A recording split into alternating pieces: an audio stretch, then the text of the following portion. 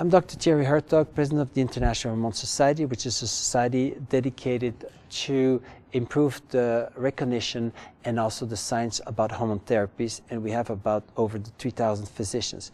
There's much information out there on the internet also of different kinds of female hormones to be taken by women in the premenopause or the menopause. The premenopause is the period of time before menopause comes up, where women still have menstruation, but they are already female hormone deficient. Well, there's first estrogens and progesterone.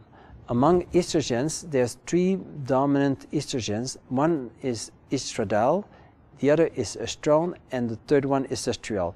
Generally, estradiol and estriol are given in female hormone treatments, and sometimes often only estradiol. Estradiol is the most potent one. It's the one women need for their bones. It's one they need for their arteries.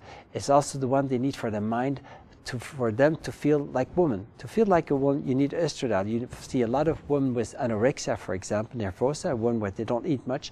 They lose their femininity, they lose their feeling of being woman because they're just too low in female hormones. And when you give the estrogens, they feel back like women and want to look like women and feel like women.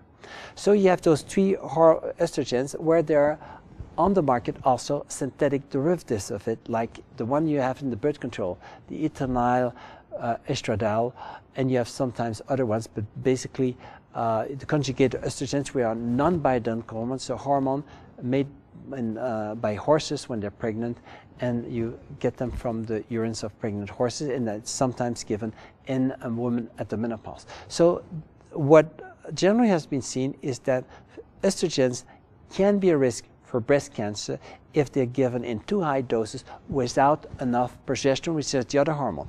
So there is progesterone, which is a sort of counter hormone. Estrogens make women swell up, get bigger breasts. Progesterone makes them lose the swelling and makes them calm down, while estrogens is the firing, makes them more nervous. Progesterone calms them down, and there are many on the market synthetic derivatives of progesterone. Most of them have some kind of lesser safety, lower safety than with the natural progesterone. So it's generally not always so recommendable to give other kinds of progesterone, but they may have indications where it's worth to give those progestogens like medroxyprogesterone acetate or norethistorosterone, or the one you find in some birth control pills and in the IUD, intrauterine device they put for contraception, the levonorgestrel. So generally, if a synthetic derivative has to be given, is because there's a special reason where you need a sort of strong effect for a limited period of time. Otherwise, it's better to go to the near natural progesterone. Progesterone is generally given orally or vaginally. Vaginally is even better absorbed, and it's even a better way to give it to women. Now, how to give estrogens in a safe way? The only real safe way to give estradiol is to give it transdermally. It's put on the arms, the full surface of the arm, inner and outer arm, and the shoulder, and they have to rub it.